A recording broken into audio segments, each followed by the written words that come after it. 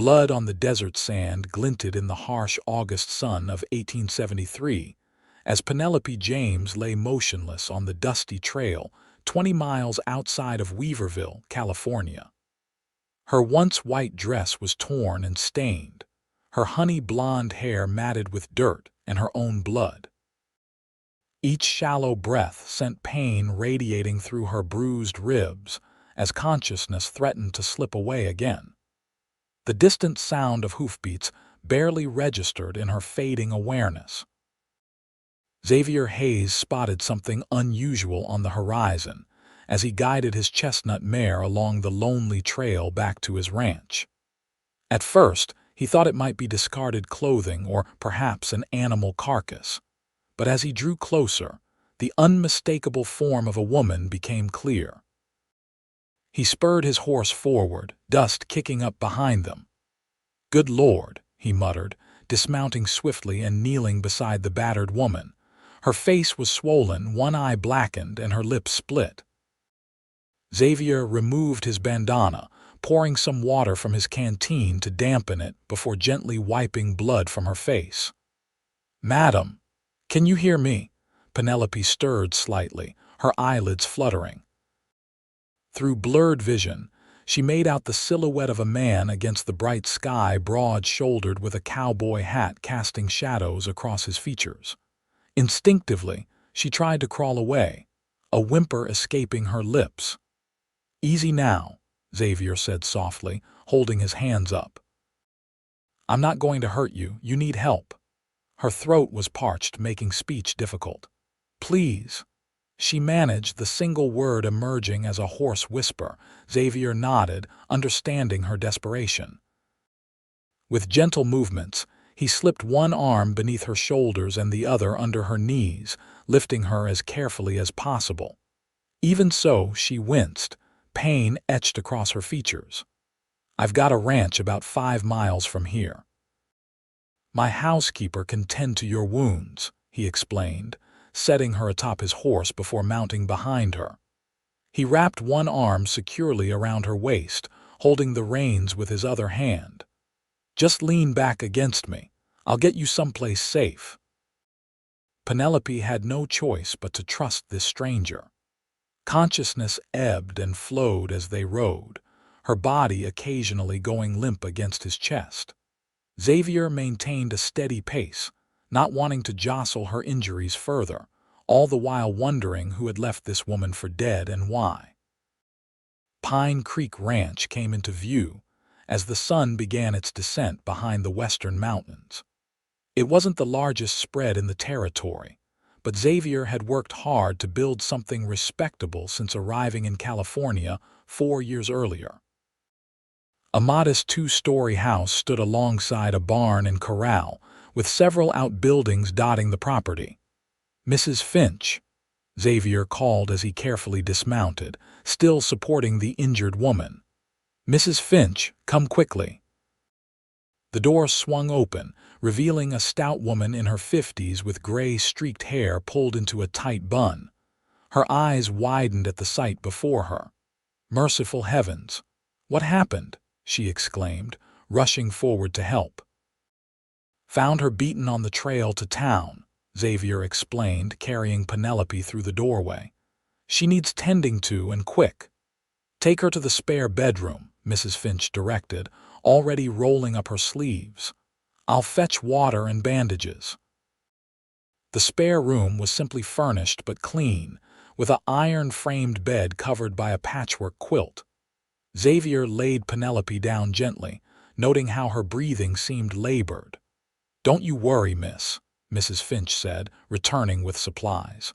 "We'll have you mended in no time." She turned to Xavier with a stern expression. "Out with you now. This isn't proper work for a man's eyes."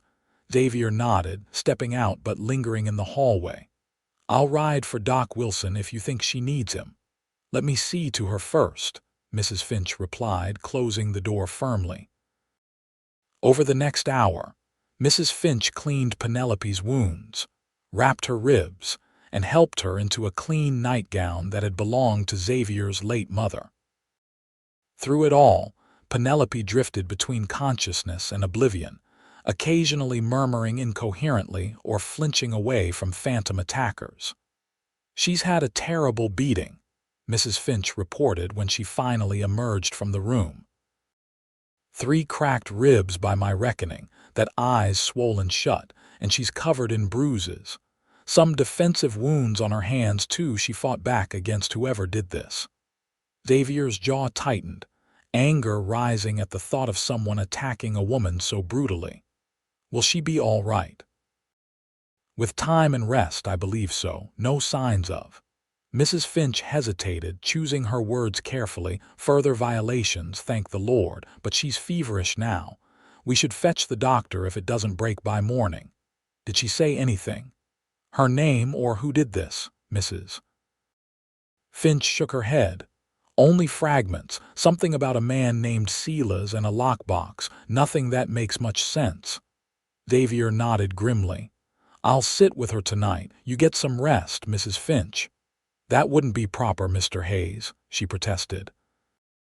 "I'll sit in the chair by the door," he assured her, "just to be on hand if she wakes frightened or needs anything. You've done enough for today." Reluctantly, Mrs. Finch agreed, leaving Xavier with instructions to call her at the first sign of trouble. The night passed slowly.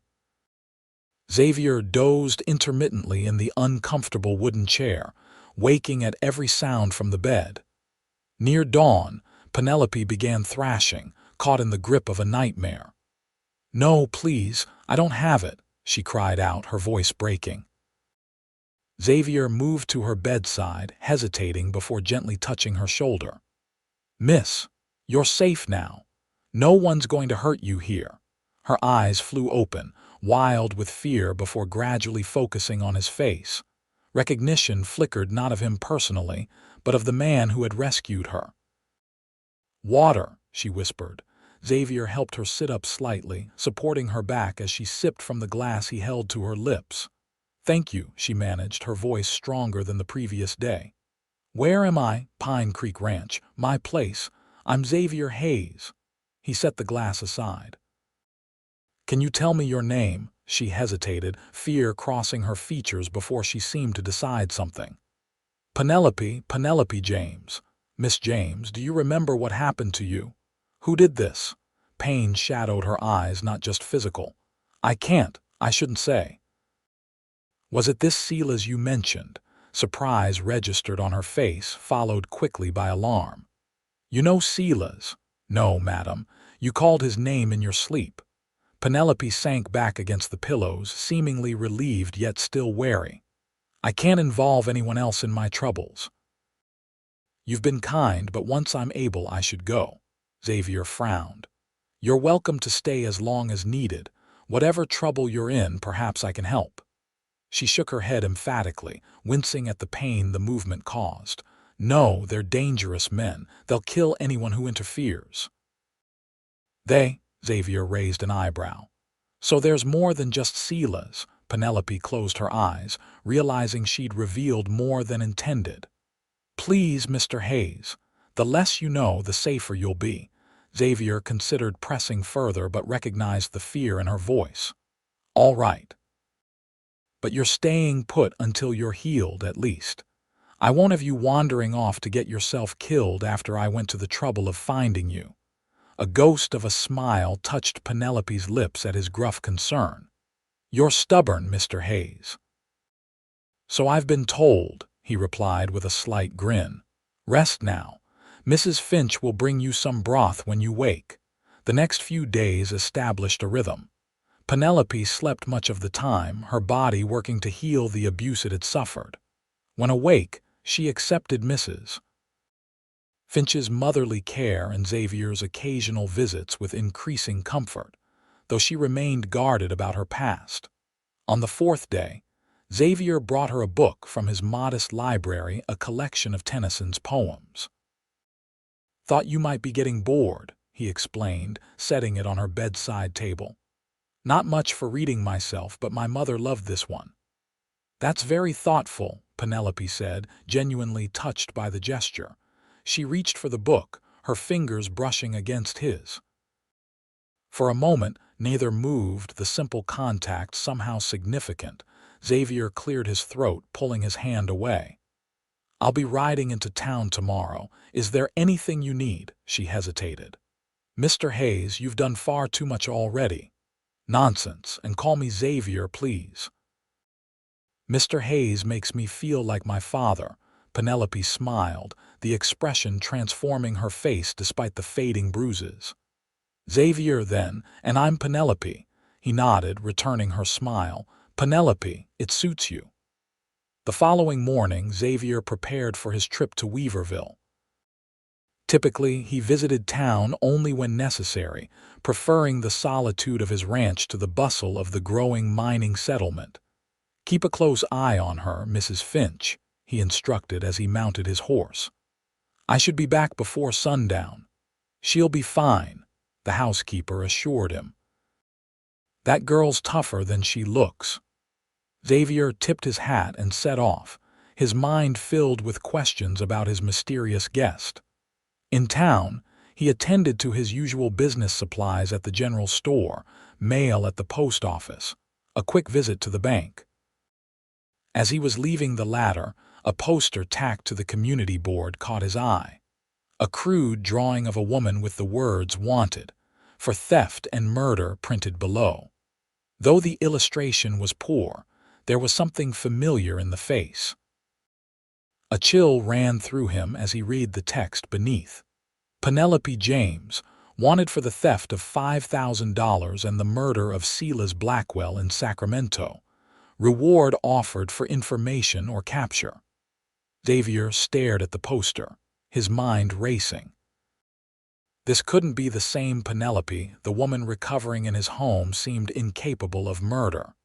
Yet the name matched, and she had mentioned a Silas. The date on the poster was just 1 week prior. He yanked the notice from the board, folding it and tucking it into his pocket. On impulse, he stepped into the sheriff's office. Sheriff Doyle glanced up from his desk. "Hayes, don't often see you twice in a month." "Just wondering if you've had reports of any trouble lately," Xavier said casually. "Bandits or such on the roads," Doyle shrugged. "Nothing unusual. Why?" "You encounter something?" "No, just being cautious." Xavier hesitated.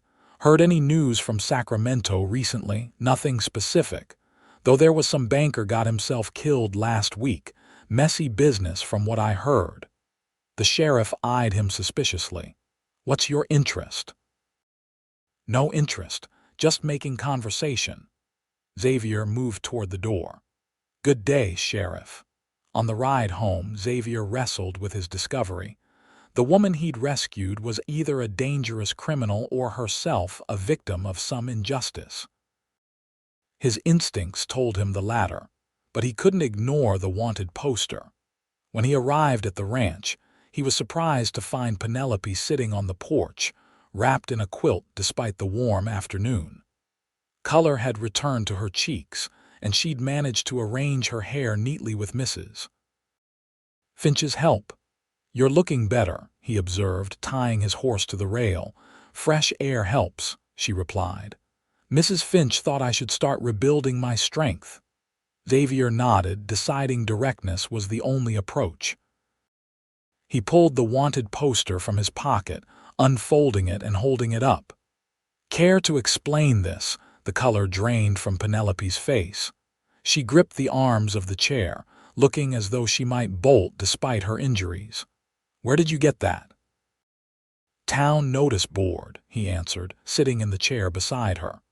"Now, I'm inclined to believe there's more to this story considering the state I found you in, but I need the truth, Penelope." She stared at her hands for a long moment, then took a deep breath. "I didn't kill Silas Blackwell. But I am accused of it, and of stealing money that was already stolen." "Start at the beginning," Xavier urged gently. "I was a teller at Blackwell's bank in Sacramento," she began, her voice steady despite her obvious distress. 6 months ago, I noticed discrepancies in certain accounts, money moving in ways that didn't make sense. When I investigated further, I realized Silas was embezzling from his depositors. And you confronted him." Xavier guessed. Penelope nodded. Foolishly. I thought he would make it right if exposed. Instead, he threatened me. Said no one would believe a woman over him and that his associates would ensure I never spoke of it again. She paused, pulling the quilt tighter around her shoulders. I should have left then, but I couldn't just watch him steal from people who trusted him. So I gathered evidence, ledgers, notes, everything proving what he was doing. I was going to take it to the authorities. But he found out. Yes. Last week he caught me copying ledger entries. There was a struggle. He tried to. Her voice faltered. He attacked me, but I managed to escape with the evidence. I was planning to take it to the federal marshal in Sacramento the next morning. But you never made it, Xavier prompted when she fell silent. I returned to my boarding house to find it ransacked. While I was hiding, 2 men arrived, Silas and his partner, Reed Tucker. They were searching for the documents. When they couldn't find them, Silas became enraged. Tucker tried to calm him, they argued, and then she shuddered. Tucker shot him, right there in my room. Xavier watched her carefully, seeing no deception in her eyes. And they framed you for it. Tucker took the money. Silas had been carrying the embezzled funds and the gun. Then he saw me hiding. He said I was the perfect solution to his problems. With me blamed for Silas's murder and the missing money, no one would look further. Her voice hardened. He and his men brought me out here to kill me where no one would find the body, but they argued about whether to use me first. Xavier's hands clenched into fists at the implication. During the argument, I managed to break free. One of them caught me, beat me badly, but I fought back. Something distracted them, a noise in the distance, I think, and they left me for dead rather than finishing the job. She met his gaze directly. That's when you found me. And the evidence you collected, the documents that could clear your name, hidden, she said simply. Somewhere they couldn't find. Xavier considered her story. It explained her injuries, her fear, and her reluctance to involve others. These men, Tucker and his associates, they'll be looking for you. Yes, and they're connected. Wealthy men with influence. She looked away. I've put you in danger just by being here. I can handle myself, Xavier assured her. He stood, decision made. You'll stay until you're fully recovered. Then we'll figure out how to clear your name. You believe me? Penelope asked, surprise evident in her voice. I'm a decent judge of character, Penelope. You're no murderer. Relief washed over her features, and impulsively she reached for his hand, squeezing it gratefully. Thank you. The moment stretched between them, a connection forming that neither had anticipated. Finally, Xavier gently pulled away. You should rest. We can talk more tomorrow. Over the next week, Penelope's strength gradually returned. Xavier found himself seeking her company with increasing frequency, bringing her books or simply sitting with her on the porch in the evenings.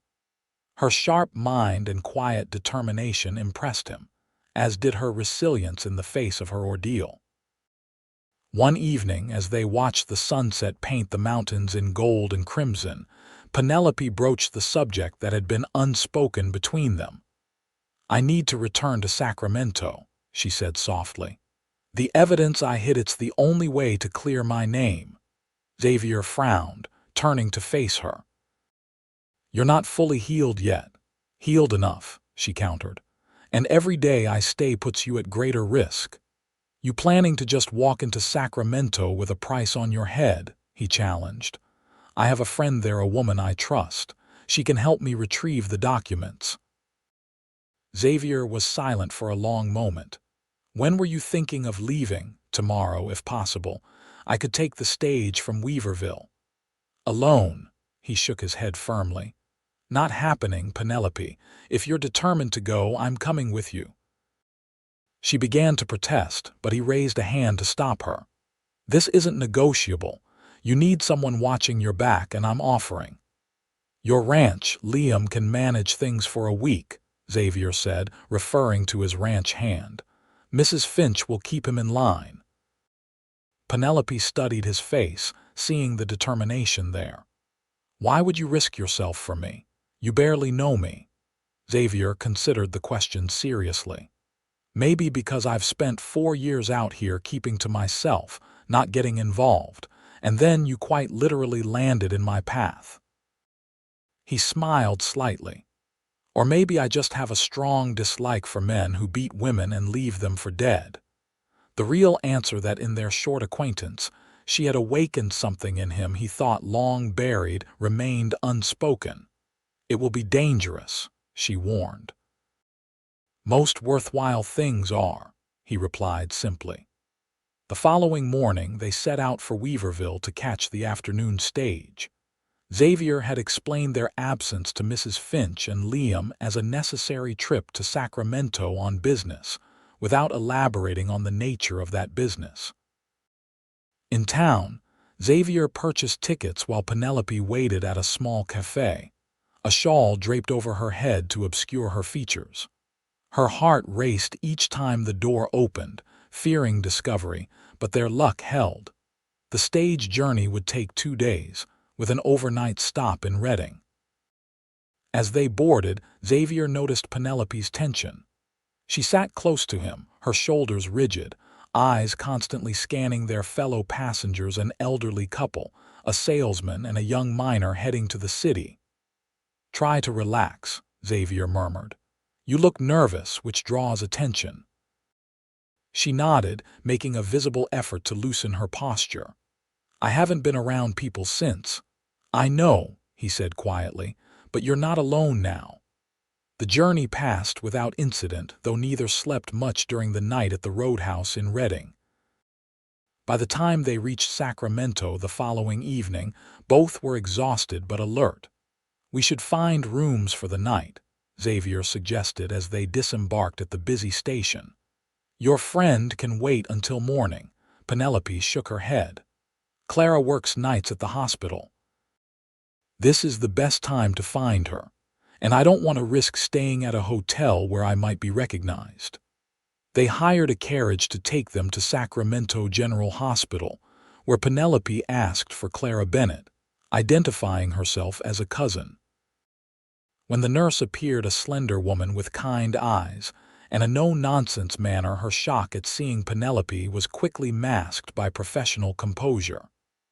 "This way," she directed, leading them to a small room used by the staff for breaks.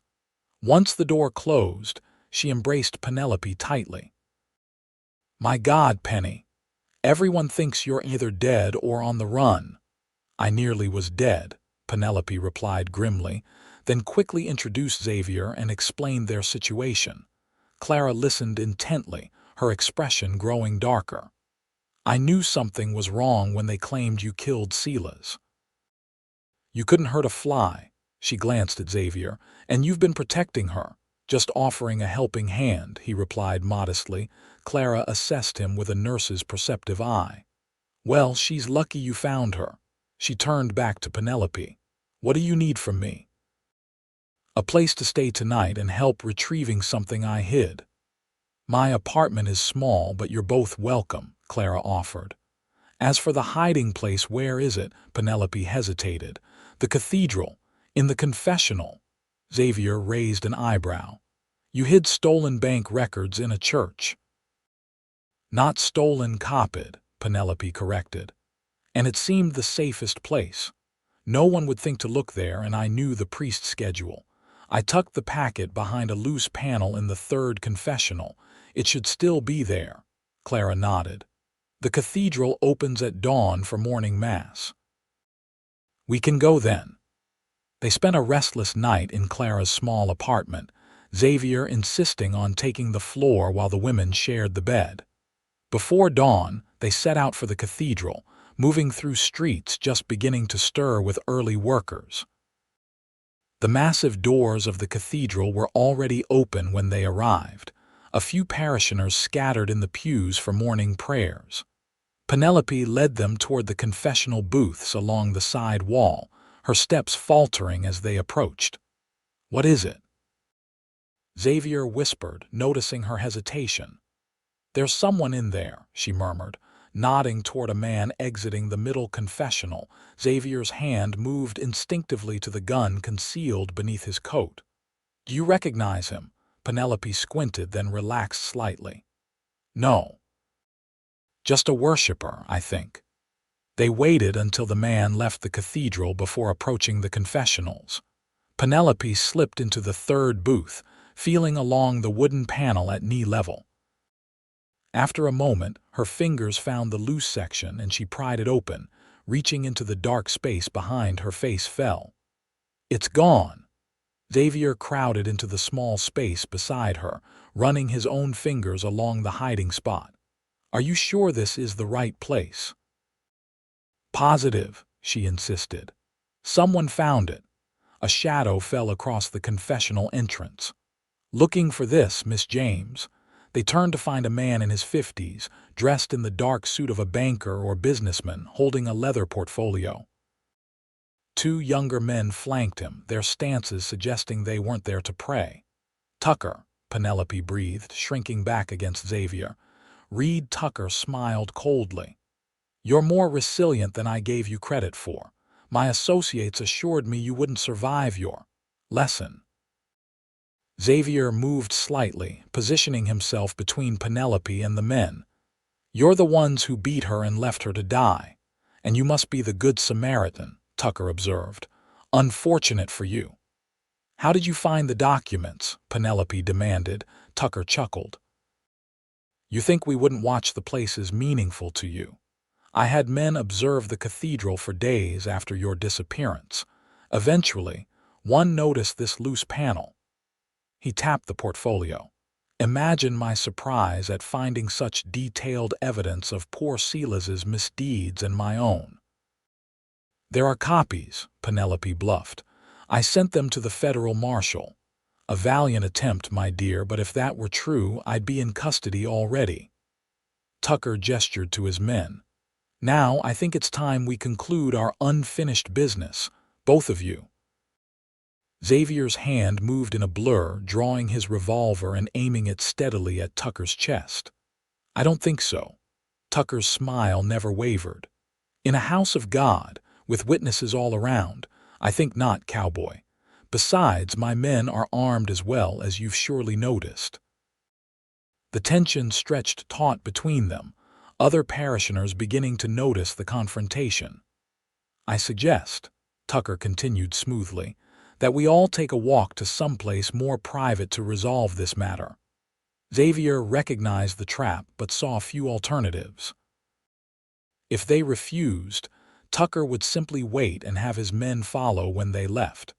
Fighting in the cathedral would endanger innocent lives. Before he could respond, Clara's voice rang out from behind Tucker. "Is there a problem here, gentlemen?" Tucker turned, momentarily distracted. In that instant, Xavier seized the opportunity, lunging forward to grab the portfolio from Tucker's hand while simultaneously pushing Penelope toward Clara. "Run!" he shouted, shoving Tucker hard enough to send him stumbling into his men. Chaos erupted. Tucker's men reached for their weapons as Xavier fired a shot into the ceiling, the sound deafening in the enclosed space. Screams and shouts filled the cathedral as worshippers scrambled for cover. Xavier backed away, keeping his gun trained on Tucker and his men while Penelope and Clara fled toward the side exit. One of Tucker's men fired, the bullet splintering the wooden confessional inches from Xavier's head. Returning fire, Xavier caught the man in the shoulder, spinning him to the ground. The second attacker hesitated just long enough for Xavier to make a break for the exit, portfolio clutched tightly under his arm. Outside, he found Penelope and Clara waiting anxiously. "We need to move now," he urged, grabbing Penelope's hand and pulling her into a run. They sprinted through side streets, avoiding the main thoroughfares where they might be easily spotted. Behind them, they could hear shouts and occasional gunfire as Tucker's men pursued. "The sheriff's office," Penelope gasped as they ran. "It's our only chance." "Too far," Clara countered. The newspaper office is closer. My cousin works there, he'll help us. They changed direction, weaving through alleyways toward the Sacramento Gazette building. When they burst through the door, startling the few reporters present at that early hour, Clara immediately called for her cousin. James Bennett, a wiry man with ink-stained fingers, emerged from a back office. "Clara, what in blazes, no time," she interrupted. "These people need protection and a platform. It's about the Blackwell murder." James's journalistic instincts visibly sharpened. "The bank murder? You know something about it." Xavier thrust the portfolio forward. "We know everything about it.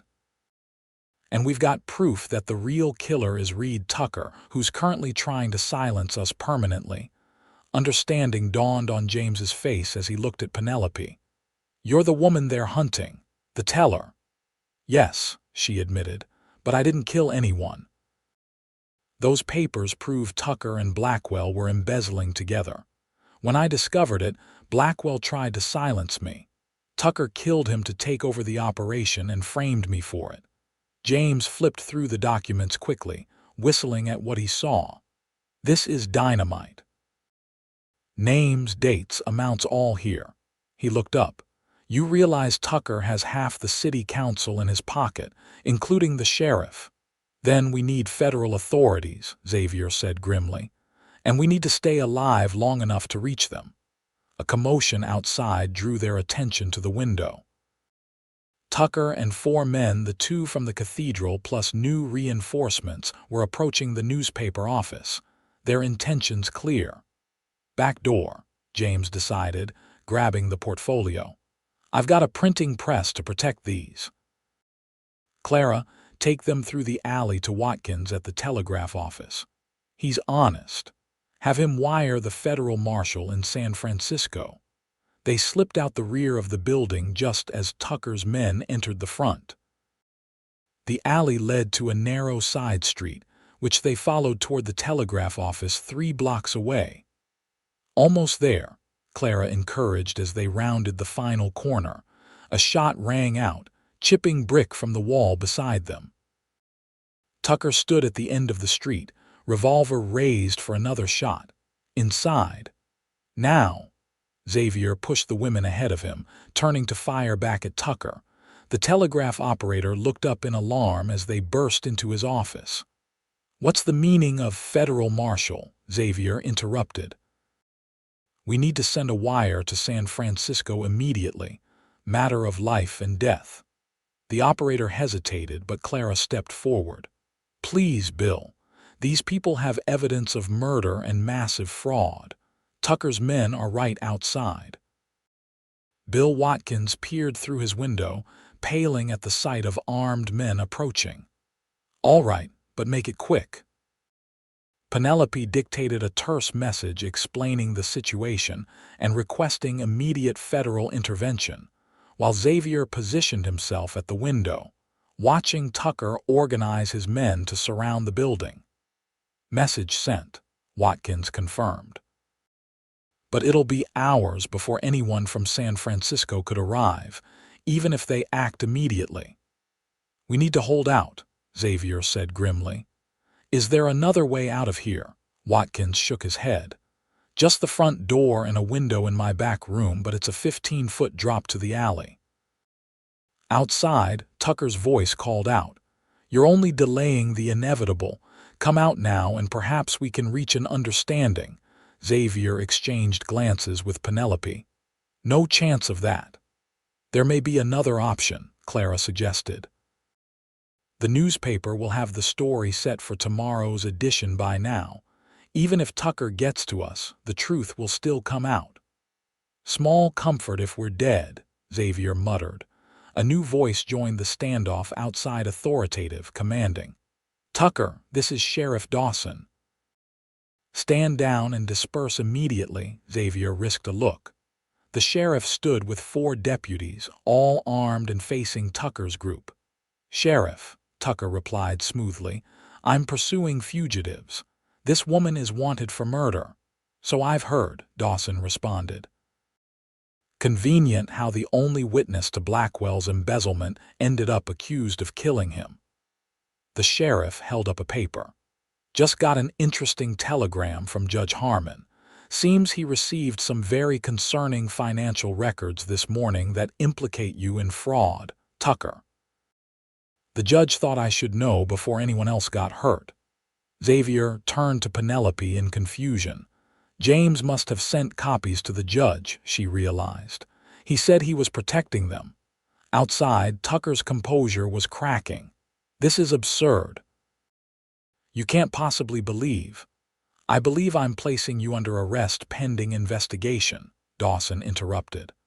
Now drop those weapons, all of you, or my deputies will open fire. For a tense moment, it seemed Tucker might resist. Then, slowly, he lowered his gun, his men following suit. As the deputies moved in to disarm and restrain them, Sheriff Dawson called toward the telegraph office. You folks can come out now. Seems there's been some confusion about who the real criminals are in this situation. Xavier kept his gun ready as they cautiously emerged. How do we know we can trust you, Sheriff? Dawson nodded toward the telegraph office. Judge Harmon's word carries weight with me, always has. And these records he sent over make for interesting reading. He eyed Penelope. Miss James, I believe you've been unjustly accused. The judge would like to speak with you as soon as possible.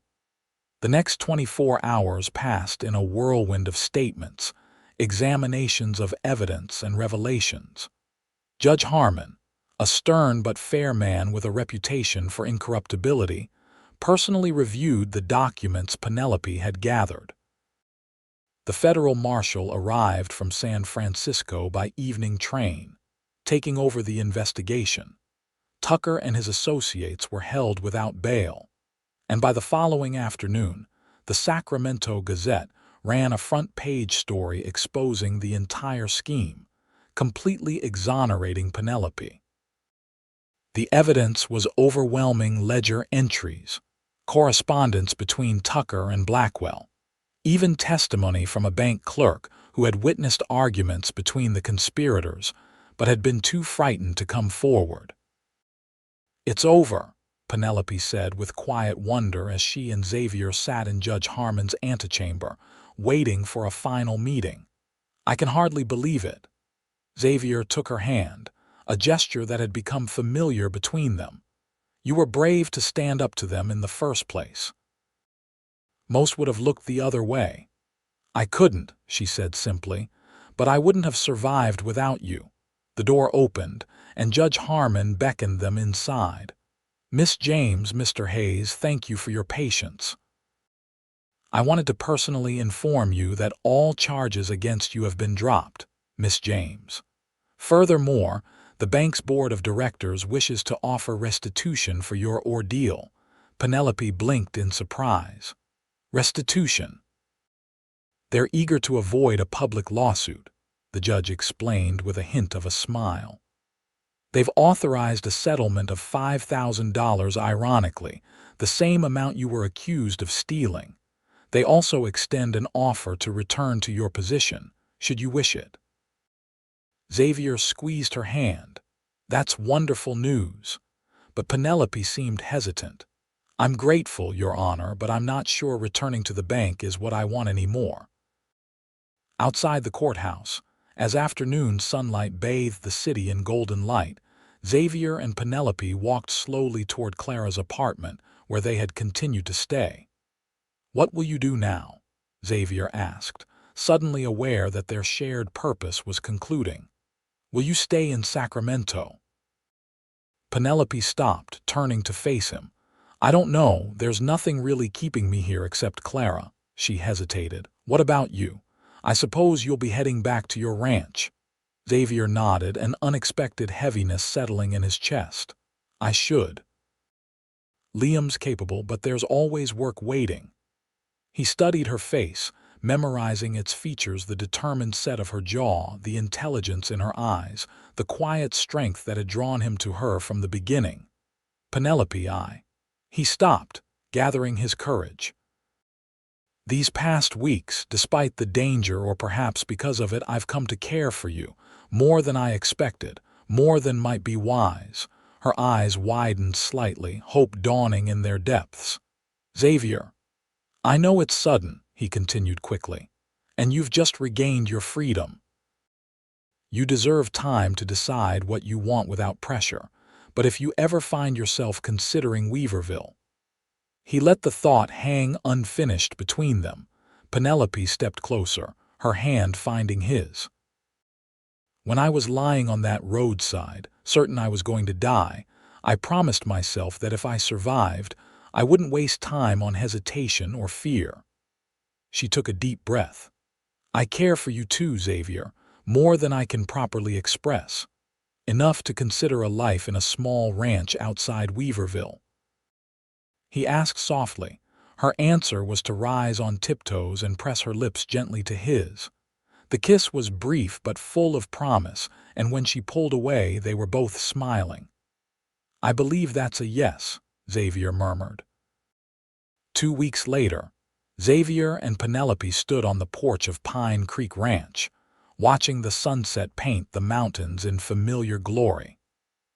Mrs. Finch had welcomed Penelope with open arms, clearly approving of the change she had brought to the typically stoic rancher. "It feels like coming home," Penelope said softly, leaning against the porch railing. "Though I've never been here before, not properly at least." Xavier moved to stand beside her, his shoulder brushing hers. "It's different with you here, better." She turned to him, smiling. "No regrets about bringing a city girl with a talent for finding trouble to your peaceful ranch?" "Not one," he assured her, taking her hand.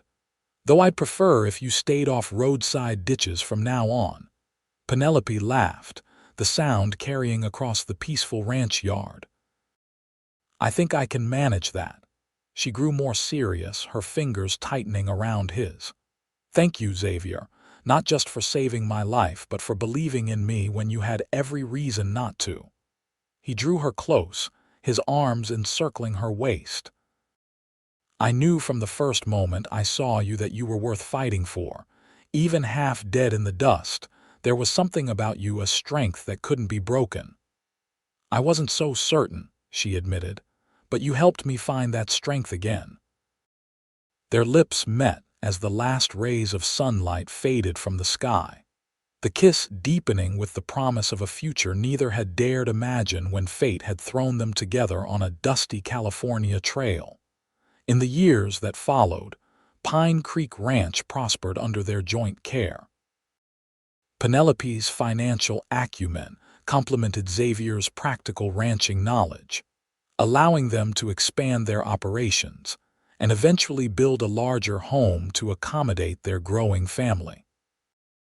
The settlement money from the bank provided capital for improvements, and within 5 years, Pine Creek was known as one of the most successful operations in the territory. They married 6 months after returning to Weaverville, a simple ceremony with Mrs. Finch, Liam, Clara, and Judge Harmon as witnesses. Their first child, a son they named William, arrived a year later, followed by twin daughters, Emma and Grace, 2 years after that. Penelope never returned to banking, but she kept the books for the ranch and occasionally advised other local businesses. Her experience with Tucker and Blackwell had given her a keen eye for dishonesty, making her a valued consultant when questions of financial impropriety arose. Tucker and his associates received long prison sentences for fraud, embezzlement, and murder. Occasionally, news would reach Weaverville about appeals or parole hearings, but Tucker died in prison 8 years into his sentence, never again posing a threat to the life Penelope and Xavier had built.